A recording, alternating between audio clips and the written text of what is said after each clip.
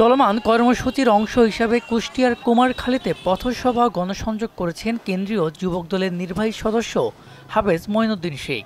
শনিবার বিকেল থেকে উপজেলার তরুণমোড় এলাকা থেকে বিএনপির ৩১ দফা লিফলেট বিতরণ কর্মসূচি শুরু করেন মঈনুদ্দিন। পরে কুমারখালী বাসস্ট্যান্ড হয়ে আলাউদ্দিননগর, বেলগাছি বাজার, শিলাইদহ হয়ে কল্যাণপুর গণসংযোগ করেন কৃষক দলের কেন্দ্রীয় নেতা। এ সময় বিএনপির আদর্শ ও রাজনীতি জনসাধারণের মাঝে ছড়িয়ে দিতে প্রত্যন্ত অঞ্চলে ৩১ দফা লিফলেট বিতরণ করেন নেতাকর্মীরা। আগামী নির্বাচন যাতে প্রশ্নবিদ্ধ না হয় সেদিকে লক্ষ্য রেখে দ্বিধাদ্বন্দ্ব ভুলে বিএনপিকে একযোগে মাঠে থাকার নির্দেশ হাফেজ মঈনুদ্দিনের। শিক্ষা খাতে ব্যাপক উন্নয়ন করবো। তারপরে আপনি আরেকটি কথা জানেন যে এই কুমারখালী অঞ্চলটা কিন্তু তাঁত শিল্পের জন্য বিখ্যাত।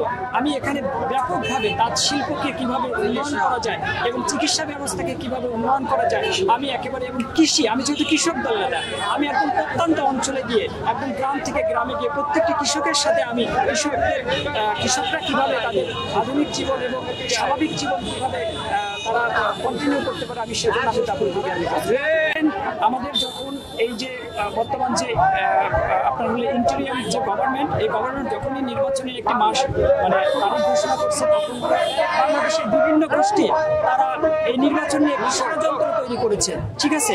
কিন্তু বাংলাদেশের মানুষ তারেক রহমানের প্রতি ব্যাপক আস্থা এবং ব্যাপক ভালোবাসা আছে।